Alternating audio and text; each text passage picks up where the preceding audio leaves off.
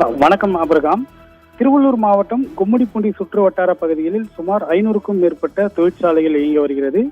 இந்நிலையில் தொழிற்சாலைகளிலிருந்து அதாவது எடுக்கப்படும் ரசாயன கழிவுநீரை அப்புறப்படுத்துவதற்கு உரிய முறையில் தொழிற்சாலைகளில் சுத்திகரிப்பு நிலையம் இல்லை.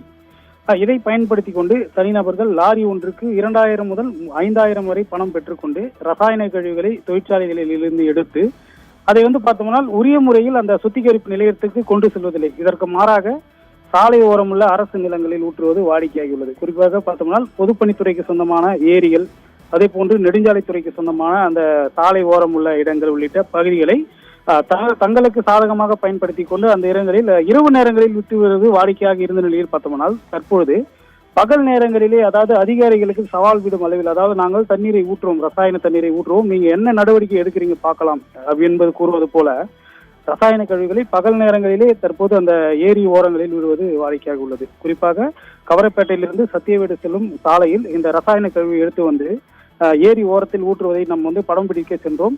நம் படம் பிடிப்பதை கண்டதும் பார்த்தோம்னால் அந்த லாரி ஓட்டுநர் அவருக்கு உதவியாக உள்ள அந்த கிளீனர் என்று அழைக்கக்கூடிய நபரை கூட விட்டு அந்த லாரியை எடுத்துக்கொண்டு தறிகட்டு ஓடிய அந்த காட்சிகளை தான் தற்போது நாம் பார்த்து வருகிறோம். அதிகாரிகள் உரிய முறையில் நடவடிக்கை எடுத்தால் இதுபோன்று அதாவது சட்டவிரோதமாக ரசாயன கழிவுகளை ஏரியில் விடுவது, சாலை ஓரங்களில் விடுவது தடுக்கப்படும். ஆனால் அதிகாரிகள் தமக்கென்ன வந்தது, அரசு நிலம் என்றாலே பார்த்தோம்னா அதிகாரிகள் நடவடிக்கை எடுக்க வேண்டும். ஆனால் அதிகாரிகள் யாரும் நடவடிக்கை எடுக்காததின் எதிரொலியாகவே இது போன்ற இந்த சம்பவம் நடைபெற்று இருப்பதை நமக்கு அதிர்ச்சி ஏற்படுத்துவது. குறிப்பாக தொழிற்சாலைகளிலிருந்து நேரடியாக ஏரிகளில் விட்டு ஏரியை அந்த தாய்மையே பாதிக்கக்கூடிய அளவில் வந்த மண்ணை நாசப்படுத்தி வரும் இந்த கும்பலுக்கு மத்தியில் இந்த லாரி ஓட்டுநர்களும் இதற்கு சலித்தவர்கள் இல்லை என்பதை குறிக்கும் வகையில் சட்டத்திற்கு புறம்பாக இந்த ரசாயன கழிவுகளை எடுத்து ஏரியில் விட்டு ஏரியின் மண்ணை மலட்டுத்தன்மையாக்கும் அளவிற்கு தற்போது இந்த நபர்கள் ஈடுபட்டு வருவது பெரும் அதிர்ச்சியை ஏற்படுத்தி உள்ளது.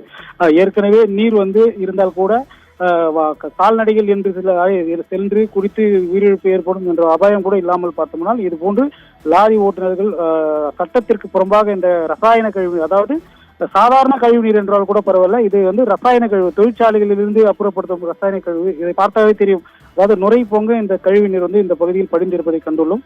உடனடியாக சம்பந்தப்பட்ட துறை அதிகாரிகள் இதன் மீது உரிய நடவடிக்கை எடுத்து இந்த லாரிகள் இது போன்று விடுபவர்களை லாரிகளை பறிமுதல் செய்வதே இதற்கு உரிய